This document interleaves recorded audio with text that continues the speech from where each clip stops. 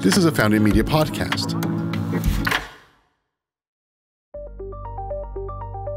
Welcome to Defense Innovation, from Tanks to Teleportation, a new show where we explore the intersection of technology, business, and national security with the Defense Innovation Unit, part of the U.S. Department of Defense, and key partners in this effort to grow the nation's innovation base. I'm your host, Dan Dillard.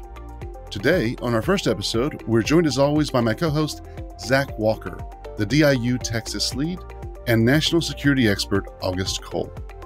August started his career as a journalist, writing about the economy and defense industries for publications like MarketWatch.com and the Wall Street Journal. Now, he's retired from journalism and spends his time exploring futuristic warfare through storytelling. He is co-author of bestseller Ghost Fleet, a novel of Next World War, and most recently, Burn In, a novel of real robotic revolution. He's here to help us understand how the Department of Defense is preparing for the future and why what it decides not to do is just as important as what they do. Here are Zach and August to tell us more. Zach, it's great to see you again. And August, thank you so much for being on the show. Thanks for having me on. August, I'm really excited to be introduced to your work. I am a geek when it comes to future-type novels, so I've been looking forward to this chat. Could you share with us how you got started down this path as an author where you focused on future warfare through storytelling? One of the things that I've come to appreciate, I think, in the past decade is what you don't do is as important as what you do. And I left the Wall Street Journal literally 10 years ago this spring to try to figure out how to not write about what had just happened, but what was going to be happening. My initial career in journalism was at MarketWatch.com and the dot-com boom and throughout the crash and after, really covering the economy, covering a little bit of the defense and aerospace industries, but also seeing up close what it's like to be part of a disruptive company that's trying to take a very institutionalized sector like the news business and upend it, but also seeing the failures, the aspirations, a lot of the ways that people thought the future was going to pan out and were investing accordingly. It had nothing to do with the reality of actual technological implementation in the real world. So I ended up working at the Wall Street Journal in kind of the 2007 timeframe, and I covered the defense industry, which was a great perch to start to get my teeth into context of, say, cybersecurity as we understood it then, looking at a lot of the bigger weapons programs from an affordability perspective, and just doing the beat work of a reporter. And it's really interesting because the role that fiction played in that phase of my writing career was fairly minimal. I read for fun occasionally, but I think I had, like a lot of people in the national security community, a sense that something like fiction wasn't going to help me do my job better. And when I left that to actually write a fictional story about private military contractors, which is a part of the defense sector that, like the stuff you hear about, you just can't make up. And I thought, well, that would actually be a really interesting, kind of fodder for a narrative, for a novel. And I started to give myself more permission after I quit to read fiction and to kind of rediscover science fiction particularly. And as I did so and started to see, some of the further developments in, offensive cyber and the effects it was having, starting to see some of the ways that warfare itself was changing and allowing me to try to start to look ahead to what would be happening next. That really, I think, culminated in Ghost Fleet in 2015, which was a story of how the U.S. Ends up in a global war with China and Russia. And the thing about that is that was a book I wrote with my Burn In co-writer, Peter Singer, who's a great collaborator, far smarter than me, and just the kind of person you want to team up with, and has a real nose for a story. And what we both believed was, just in the same way Tom Clancy's Red Storm Rising in '86, I think really shaped the perceptions of what technology could do and not do in the context of a third world war. Clancy really thought the unthinkable and imagined this global conflict. We wanted to do that with Ghost Fleet, but spin it forward and start to take a lot of the baseline assumptions about technology today and apply them in a future context where we felt there was not enough attention being paid to really core assumptions like, will the Chinese military be technologically advanced in the late 2020s? Are we too reliant on very expensive platforms and not focusing enough on software or similar capability? Where are our blind spots? That same ethos is behind our latest book, Burn In, which is a domestic story. It's an FBI agent who's hunting for a terrorist who's trying to use technology essentially to turn the country against itself. But the twist is this agent is teamed with a robot, and her background as a Marine, as a robot wrangler in the future world that we've built, gives her a very utilitarian look at technology. And so it's a great window with which to look at how AI and robotics are going to start transforming not just these questions of national security, but all the facets of society that we often overlook, but really do need to understand in the defense community. August, it's really wonderful to have you on the show. We really appreciate it. And when we discussed kicking this off, we named it From Tanks to Teleportation. The idea behind that is future technology is really, it may sound crazy, but it's really not as far away as it may seem. And that's what I love about your books. And with specifically, since current commercial technology can be so much more advanced than what the DoD is currently using, right? That's something that we've had people tell us that they think we're from the future simply because we can bring in technology that, even though it's today's technology, it's just such a step change from what's currently being done. And that's what I really love about your writing. Being a futurist, you can take that technology that we have today or in the very near term and really make it something that's very real. And I'm curious if you could talk a bit more about that intersection of national security and near-term technology. One of the ways to think about technology, particularly in this context of the future of conflict or just the future of the security environment, is to start to unpack, what's possible and what's not. And the narratives that we've built in these two books have always hewed to a rule which has been pretty simple, but it's important, I think, to have some grounding in technological reality, particularly if you're going to stretch the bounds of, believability when it comes to concepts of operations or other kind of more applied aspects of how you use that stuff. So the cardinal rules in books like Burn-In and Ghost Fleet are that all the technology has to be real or in development. It would have been very interesting to have had, for example, a campaign like we envisioned at the end of Ghost Fleet with teleporting tanks, to use your tagline. But it wouldn't have made the book, I think, as impactful or useful. And it's certainly not to say that you can't write a great story that has kind of physics bending and really fantastical uses of tech that we're familiar with today. But in the context of this useful fiction, or the label I've been giving it, FICINT, which is the riff on the human intelligence or signals intelligence, SIGINT, human, the idea that you can create something fictional, have it be applicable in the real world for those in the national security community who are trying to unpack the role of technology. At the same time, when I think about the different ways that technology is going to shape conflict, and also what the U.S. military and intelligence communities are going to be investing in, it is easy to see when our backward-looking biases, cause us to commit large amounts of money, to ways of thinking about the future of war that don't track with the trends that I see out there. And I wouldn't say that I have a perfect vision of the future, or that any one person even does. But I do believe it's important to start really tangibly building those futures to understand whether the priorities we have set today are actually going to do us any good in the future.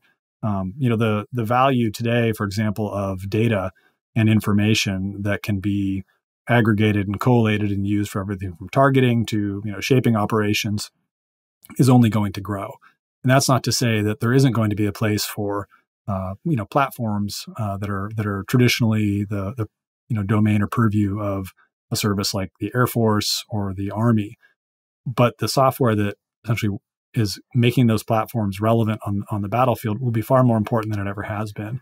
And to your point about the commercial sector, if it is that in the artificial intelligence domain, particularly in robotics, by extension, that the leading edge of innovation is sourced from non-traditional suppliers, how the government understands its ability to prioritize, how it understands its ability to acquire those systems in a way that actually is useful in its scale. Because, you can say something like, well, mass doesn't matter anymore. We can do things virtually or with cyber warfare, but nonetheless, the enterprise, if you will, in the national security, establishment in the U.S. is so big that we do have to be able to take a good idea and populate it throughout very large communities. And though it is, I think, great to see success in small corners of and highly impactful corners of the national security establishment, like let's say Special Operations Command, what we're also trying to figure out is how does that apply to, I think, Big Army? How does that apply to the Air Force in terms of being able to take, for example, a very useful algorithm that helps you sift through information, or finding a way to have systems communicate to one another that can't ordinarily, and doing that not with hardware, but with new software breakthroughs? Or what can we offload onto, cognitively speaking, onto machines so that we can keep up with this very, very fast-paced development of ideas that's going to be shaping the future of conflict. That's really cool. You mentioned you just launched that book, Burn In. Congratulations, first of all. Thank I you. ordered my copy yesterday and about a quarter of the way through already. I'm really enjoying it. And as you mentioned, as a teaser, there's an FBI special agent that teams up with a police robot to track down a terrorist. What appeals to me the most is that in this type of literature is the expert research that's done when it blends science fiction and fact.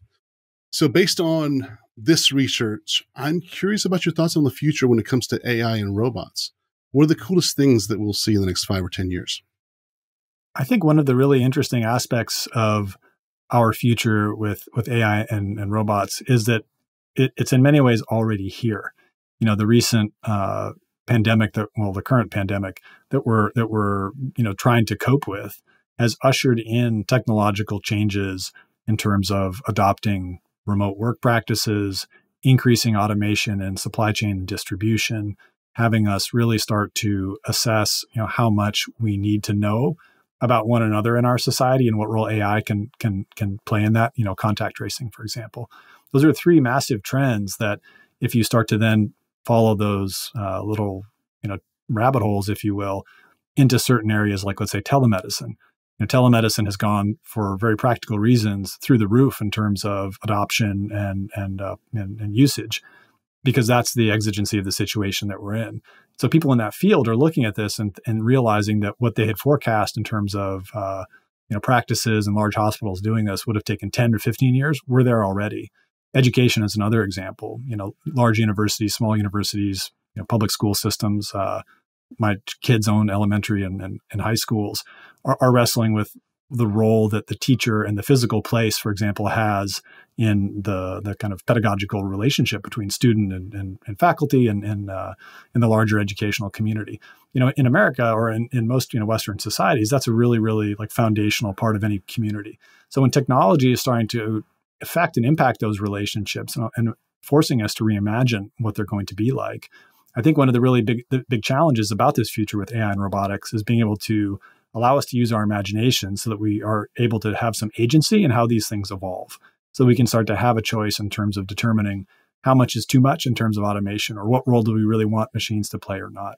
What is certain, and I think is important and potentially exciting, is the partnership that can start to develop between us as individuals or us collectively and the software algorithms and machines that are going to be increasingly part of everything from factory work to personal transportation.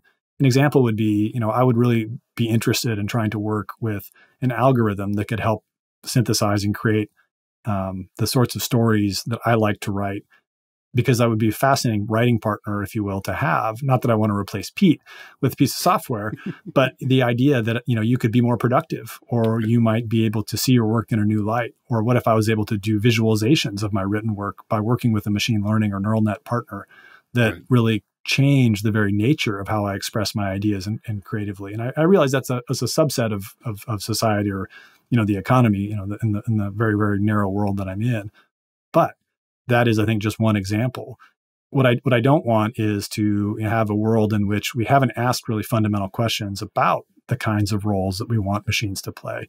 The really elemental notion of what it means to work and have a productive life in America, I think, is certainly going to be one of the big abiding questions that we have to start wrestling with when software starts to allow the possibility of replacing not just the manufacturing jobs, which have been typically those that are discussed as being vulnerable to automation, but work throughout the economy. So a lawyer, a teacher, a physician, all have the potential, particularly as synthetic personalities are starting to develop. Deep fakes today are the nefarious version, but there is an upside to that too, that technology, which is this kind of idea of a synthetic, imagine if Siri were more real than just voice. Mm-hmm. So we're looking at this new era that we're about to enter, and that has profound implications, of course, for the national security environment. Our all-volunteer force draws from our civilian society. The technology, as Zach said, comes from, in many cases, institutions that are not formally government ones, and increasingly at arm's length from the government. So being able to extend connective tissue, if you will, between all of those different entities and understand how it's going to fit together, not in a siloed way, not just thinking discretely about what is the future of misinformation or what is the future of the autonomous tank or how are we going to crew, surface vessels in the 2030s, realizing that all of these are wrapped up in very similar fundamental questions. So I think we have to start by really understanding, are we asking the right questions, and do we have a way to even begin to unpack them? Really cool. And a big part of that too is having that imagination that you mentioned earlier. As you said, with the pandemic, we've seen things happen that people didn't even realize was possible, but then now suddenly we've had to do it. We've had to go online, and now we've willed it into existence, which is not unlike what we're trying to do in the Defense Innovation Unit, and specifically for the DoD. Using that imagination, trying to tell the story, make sure that we're asking the right questions.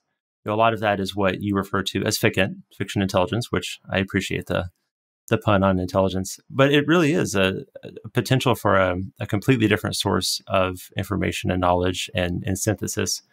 I'm curious if you could speak a bit more about how you came up with this idea of FICINT, maybe some things that you've done across the Department of Defense to help us get a better handle on some of these problems that we're addressing. Trying to explain whether anything I do has any impact at all is always a big challenge. And so one of the ways that I figured I might be able to do that was by coming up with an acronym, because I know the currency of acronyms in DC is, of course, incredibly important. And it was a little bit tongue in cheek that I initially came up with this FICINT notion, but it's actually become a great shorthand for describing the kinds of useful fiction that is rooted in reality and that follows almost like a certain set of rules.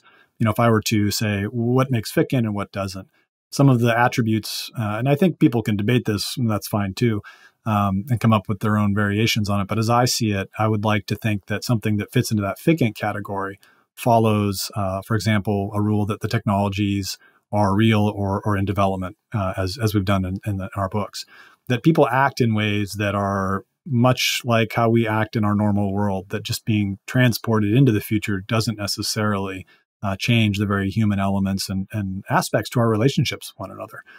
People are still afraid. They are still jealous. There is still bureaucracy in the future.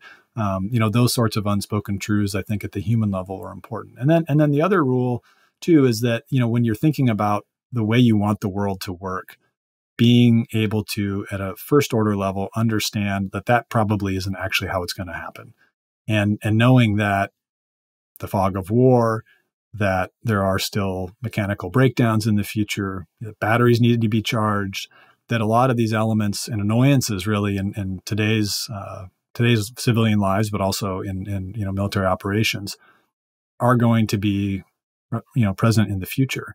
There's some great comics strips that were written by Doctrine Man, who does satirical comics about military life, and some of his future oriented ones are really interesting because there were still burn pits essentially in like the year 3000 in one of his strips, and I think that sort of a bit of humor is actually so cutting and so true, and really important as we start to try to conceive of a very technologized way of war, or a way that even invites more use of robotics and autonomous systems in whatever form, whether they're small swarms or large vessels that go to sea with autonomous systems aboard them as motherships. Nonetheless, there are going to be these truisms that you can look back through and I think use fiction to help touch base with. I mean, reading history is also incredibly useful to understand what's going to happen in the future. If you want to understand, I think, the future of special operations in Europe, reading a lot about the development of British special operations World War II, which was a fairly rambunctious effort and not very bureaucratically sanctioned, is great fodder in terms of how the Special Boat Service and the Special Air Service evolved at that time, for example. So there is a lot of connections. There are a lot of connections that you can make, I think, intellectually that allow you to see those worlds, though, through narrative, right? Through character-driven tales that allow us to connect with people who live in these worlds. What are they seeing? What are they smelling? What are they touching? What makes them scared? What are they excited about? And that, to me, allows a much more emotional human connection through storytelling, which is such a great technology. It's so old, it's so effective. And in many ways, it's a better way to approach than the PowerPoint, which is, I think, like 30 years old this year or something. So, there are these other aspects that to the way we communicate today that I think we really do have to pause and ask, not that I would say everyone should essentially analyze and read and write only fiction. It's one tool among many, to be clear. But are there better ways to communicate these ideas, particularly when they are disruptive and don't fit into the world as it actually is, not as we want it to be? And touching on storytelling, how's your research and your storytelling changed the way you look at the world? I think it's a great question, and I'm an inveterate researcher, and I love trying to come up with as much confidence and sure footing that I can find when I'm trying to conceive of an idea or a fictional world. And so being able to be very transparent about that with the reader, something that we really experimented with in Ghostly. When we started out writing the novel, we had a kind of like 100 pages of notes and concepts and ideas and white papers and links to white papers, et cetera. And what we realized, though, was as we got to the end of the book, was that because we were asking people to kind of bite off a pretty big assumption in that story, we wanted to share the underpinnings for the confidence and that we had in portraying this scenario, even again, as fantastical as it was. So, we at the end of the editing process put the end notes in there. And, to give like a writer's or an editor's perspective on this, that's a significant thing because every page in a book has to count. The weight of a book, the size of a book all go into kind of the larger publishing economic decisions. So if you're saying I want 27 pages like in Burn-In for endnotes, that's either 27 pages less of narrative. Are you sure your story is going to be okay, without that extra bit of pages? And it also, again, is that kind of fundamental question and just goes to manufacturing a paper book. And with Burn-In, though, after we saw the credibility that helped give Ghostly, we knew from the start that we were going to have endnotes. And we think that is a really effective way to communicate, but also be able to establish credibility, especially for people who aren't using fiction at work or even reading fiction at all, of which there are a great many folks who just simply don't make time for that. And that's understandable too. But our hope is that we can kind of bridge between those communities. So the amount of research that I do is it's all in the open source world. And it ranges from, good old-fashioned Googling, but much of it is also trying to talk to people and understand not even a discrete technical capability, but really cultural or almost very human questions. How would you feel if you had to hop out of your car and had a robot beside you? At what point would you really trust it or not, that it was going to do the right thing or the wrong thing? Being able to draw on my own experiences, for example, and try to imagine what parenting might be like in the total information society that we describe in Burn-In. How would I be able to conceive of that in a way that felt credible and would allow people to connect with a character that has a primary role in a story, in this case, to essentially hunt somebody down, but is a real person and trying to show that so that we get people to see that the future isn't just about, solving their discrete problem or their issue of the day, but rather they're going to be a panoply of priorities that different people will have, and making them all feel real and important. That authenticity, I think, comes from trying to understand the role that technology plays in that relationship. And that's a big thing for us as well. So when we do research on a project, it's oftentimes going out to commercial industry because they've oftentimes solved these problems that we have in the DoD. And it's doing the same thing. It's talking about how the problem was solved, getting those user stories, and then going back in the DoD where these people, colleagues, might think it's crazy, right? Again, I said we're told sometimes they think we're from the future. Being able to share those stories of, well, no, this is how it's happening in industry. These are some of the things that could happen in DoD, and just really making that connection for people so that they can visualize it and then get support that way. It's a tremendously useful, I would say, art more so than anything else.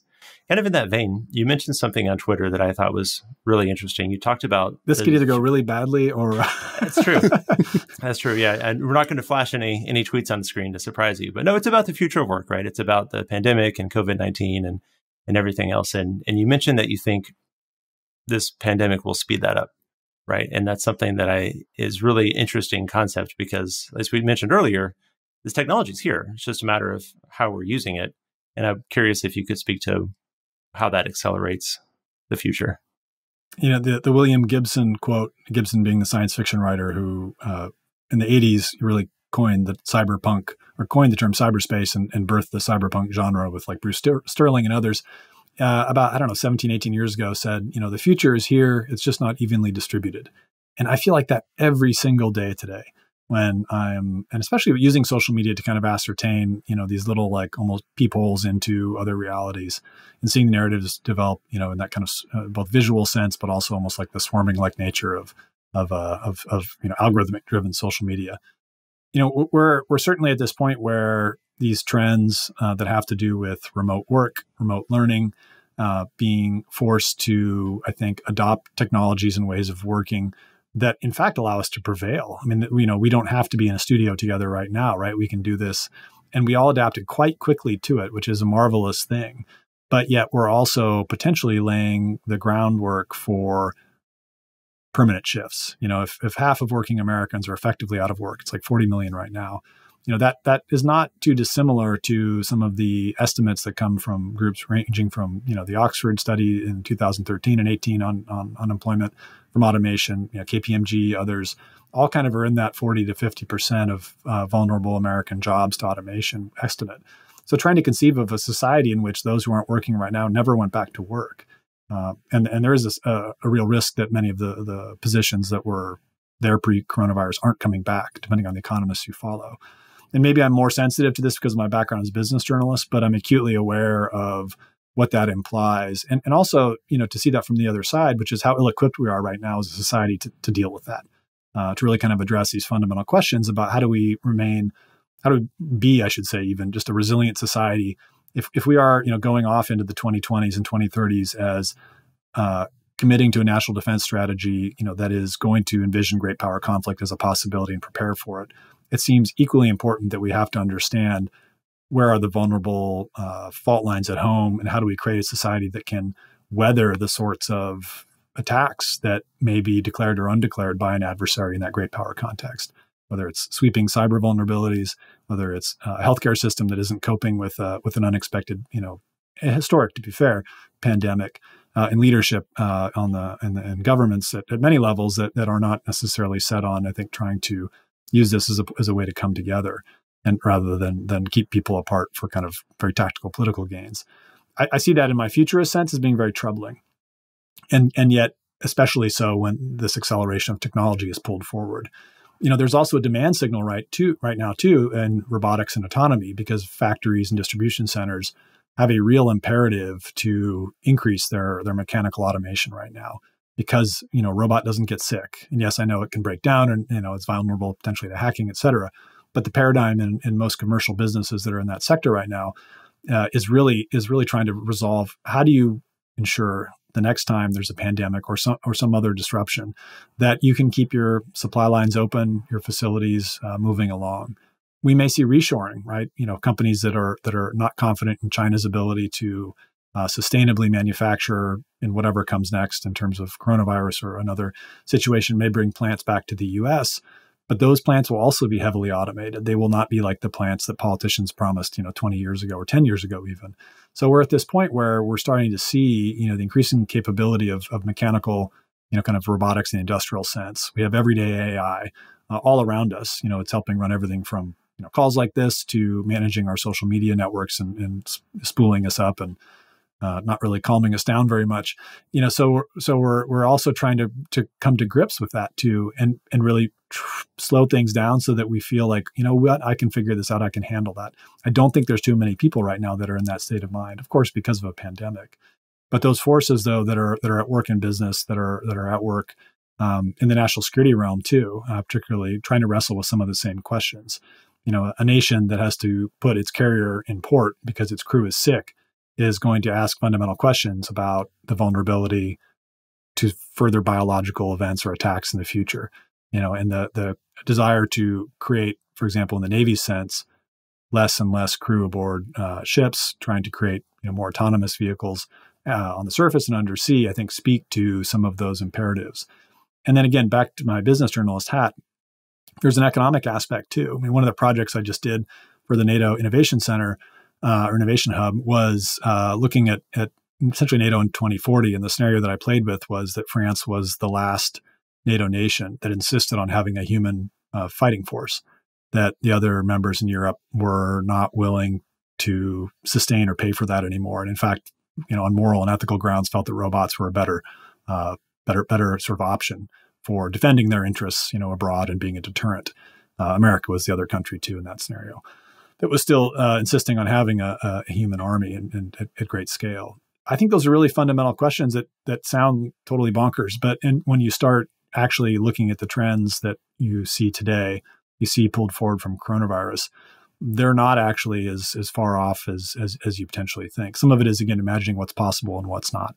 Always makes me think of this question of life follows art. And it certainly seems that way when you see movies or other literature that come out a few years later, and we're kind of living the situation. What was once in our imagination, we're now experiencing. So I'm curious if whenever you're doing your storytelling or writing, do you ever have the question in your mind, what if all this turns out to be true?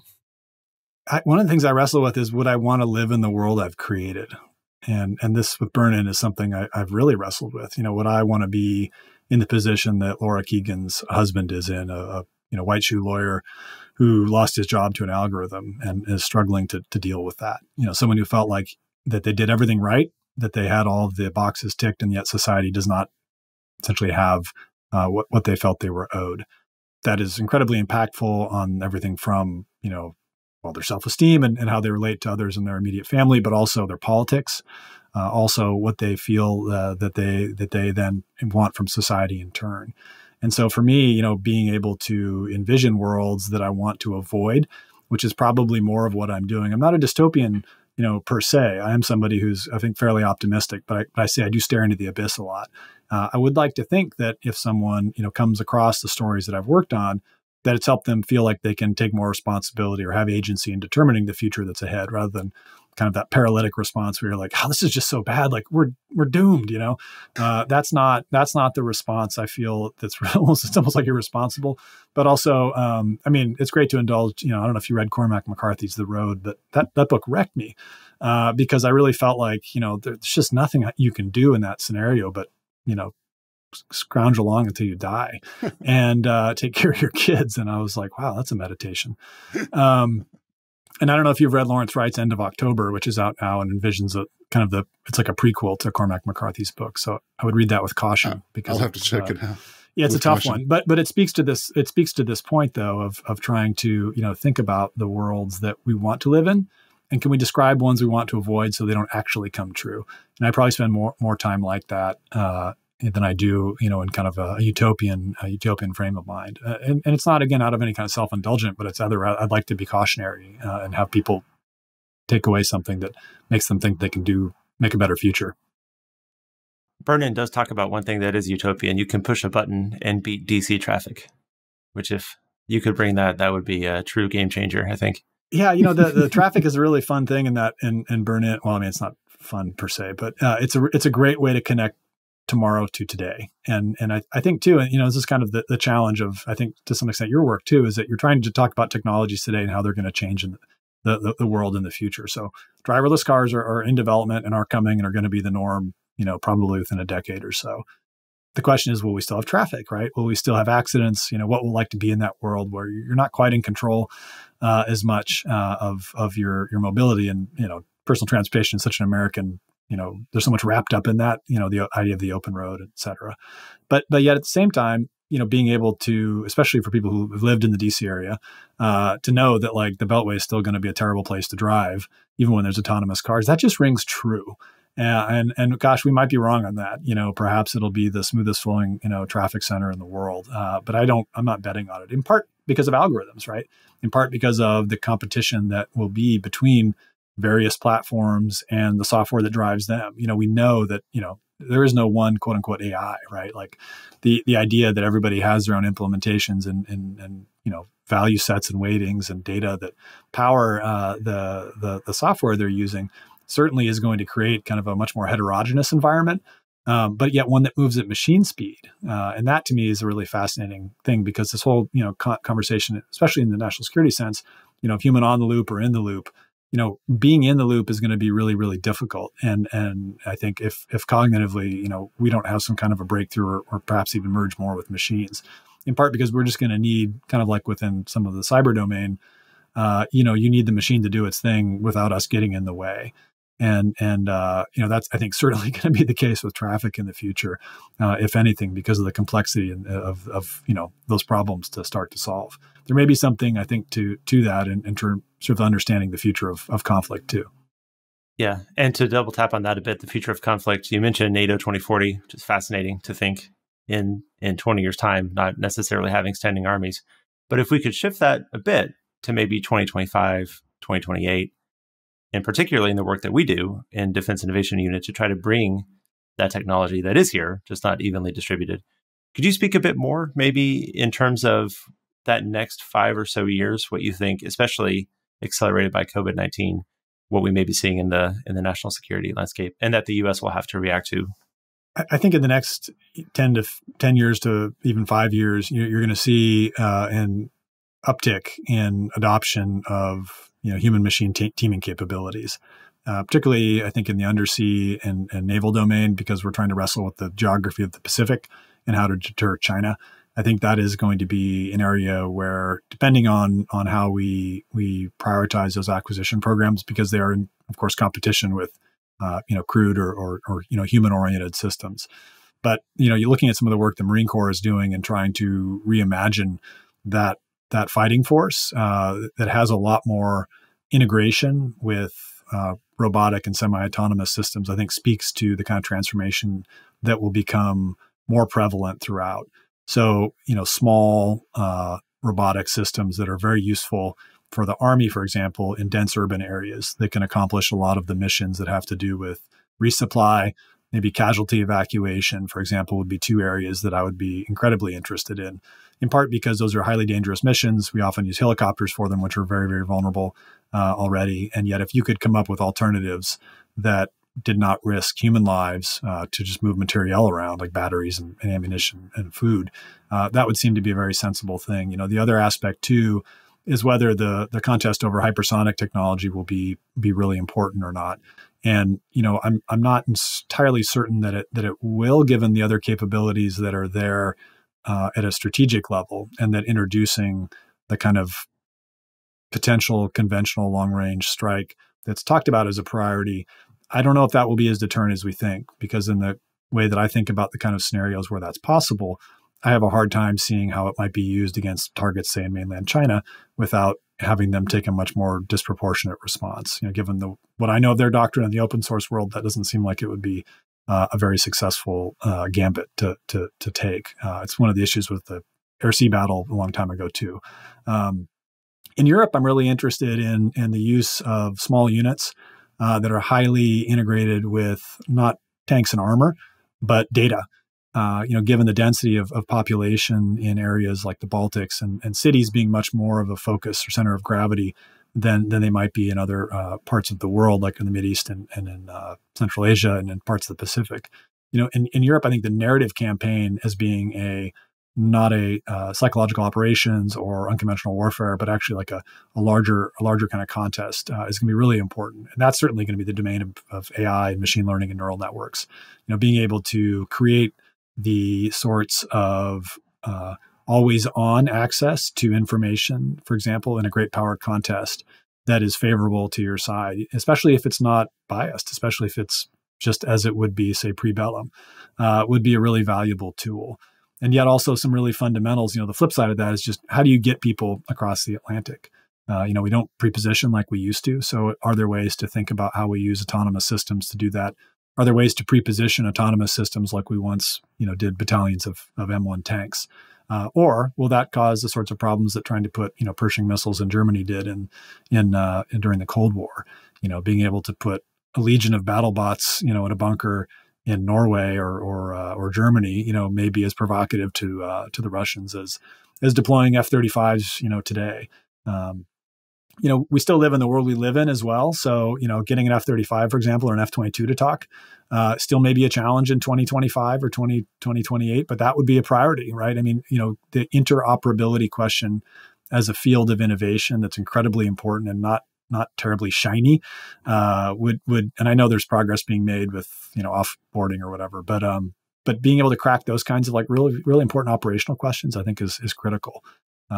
To some extent too, I would think also about the threat, the mining in the North Atlantic that would be almost certain in a conflict with Russia, being able to use autonomous systems to solve problems. And if you kind of go back to what you were saying earlier about, talking to people who are solving problems outside of the defense community, certainly that's not a priority per se, but there are other applications that I think can use data in similar ways to, find, identify, and deal with, physical real world things that might be able to help help thwart or stop some of those kinds of threats from being as big as an adversary might want them to be.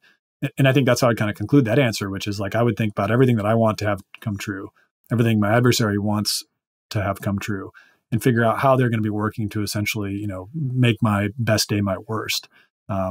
It's not a very complex kind of notion, I realize, but I think that fundamental disassembly can really lead you to some interesting technological solutions and potentially point you towards the sort of people who have answers that may not be resident within our traditional companies or institutions in the defense realm. Well, you touched on about 10 different DIU projects in your response, and so that's inspiring. So there's a lot of talk about jobs being replaced with AI. I know I've read some places where 40% job loss would be replaced by AI in the next 10 years. What are your thoughts on how we actually prepare for that over the next, 10 years is not a lot of time. So how do we prepare for that as public?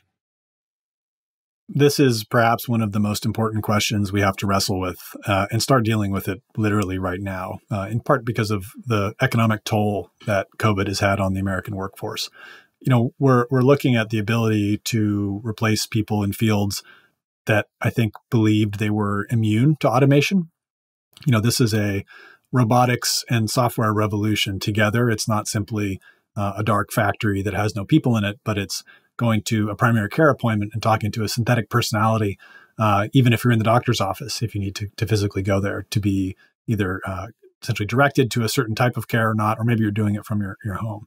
The notion that we're going to see the same technological uptake during coronavirus tail off or be reduced, in the next couple of years, I think would be wrong. And that, much of what we're viewing in terms of the remote work practices that are being, established, I wouldn't say perfected, but honed. You're seeing the essentially autonomization of everything from retail, which was already competing, with online, to be lasting and permanent. So the surveys that are out there, and the first ones to kind of shoot the first shot across the bow were out of Oxford University, but many of the major consulting companies are tackling with this too, as they try to prepare companies for this. But your question, I think, is apt because you're talking about how do we prepare society, and being able to understand how we are most vulnerable and what our world might be like if half of our workforce isn't able to work. That is something that is almost an existential kind of crisis that I don't think our system right now is ready for.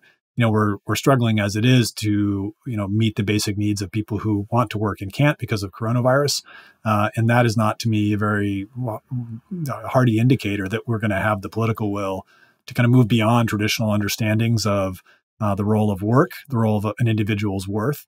And I don't necessarily think we're going to be kind of living in a Sweden, in America, and right. The end of the 2020s, but it's not sustainable that we have this much economic and social precarity and enter into a world in which, half of the people who want to work are not able to, or maybe even more. And the studies themselves vary. I mean, some will say, like I think it was IMF, I think, had even as few as 10% of jobs. Let's say Oxford was at 42 and, or 43, and then, KPMG is, in that same ballpark. But even if there's 10% of working Americans who can't work and want to because their field has been, it's a big number. And these are individual experiences. And this, again, is where I think fiction is really important, because it's one thing to talk about statistics and data, especially when you get into these really core issues that are so fundamental to what it means to be an American. How often have you been to a barbecue and someone said, "So what do you do?" That to me is a really important thing that we have to wrestle with, this existential level, and its policy around everything from retraining, from ensuring that we have a healthcare system that can be more efficient and keep people well who can't work, even if we have these sorts of pandemics, which will happen again. That's the sort of nightmare scenario if you think about it. The world of burn-in where fewer people are working than want to, are in a situation where they don't have access to healthcare. That's not a too far-fetched of a scenario to imagine based on the world that we're in here in 2020. Yes, so true. Wow, this has been really incredible. I know I learned a lot today, as I'm sure many of our audience did as well. Thank you, August, for educating us today and taking the time to chat with us. It was great to be on the show, and I really appreciate the opportunity to talk with my friends here at DIU. Thanks, August. Thank you again to August and Zach for joining us today and even giving us a bit of a glimpse into the future. August's work and his books really do help us understand the individual, human impact of shifting to robotic and software solutions in the defense industry. It's been so much fun talking to you.